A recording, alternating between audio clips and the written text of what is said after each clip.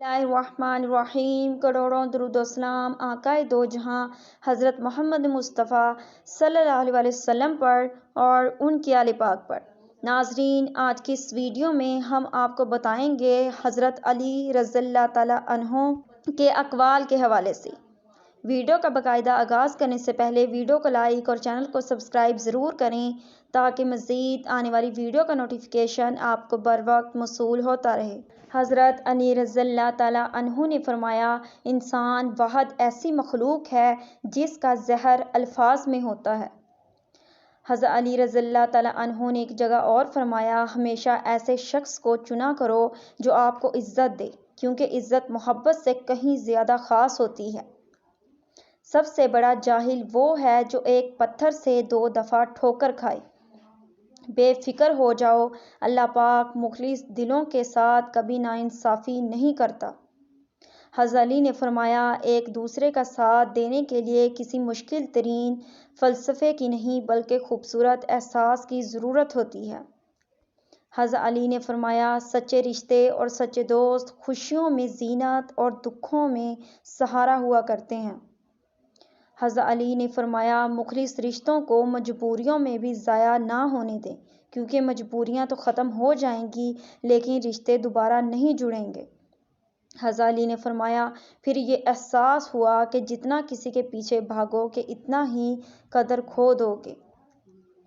مزید حضرت علی رضی اللہ تعالیٰ وجہ الکریم نے فرمایا، جسے سچ میں آپ کی پرواہ ہوگی وہ کبھی آپ کو اکیلا نہیں چھوڑے گا۔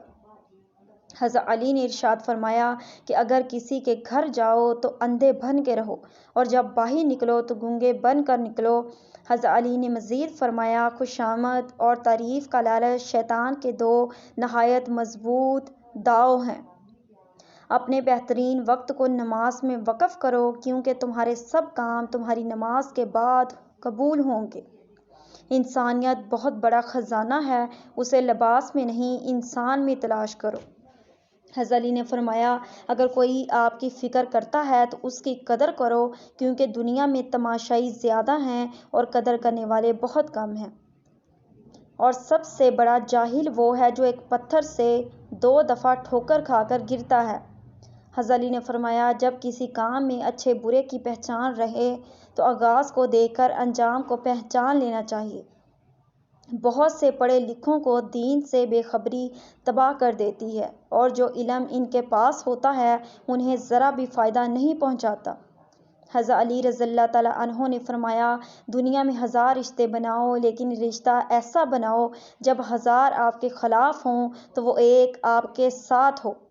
حضرت علی رضی اللہ تعالیٰ عنہ نے فرمایا، جسے اپنی عزت عزیز ہو وہ لڑائی جھگڑے سے کنارہ کش رہے۔ حضرت علی نے مزید فرمایا، اگر تم بادشاہ ہو تب بھی اپنے والد اور استاد کی تعظیم کے لیے کھڑے ہو جاؤ۔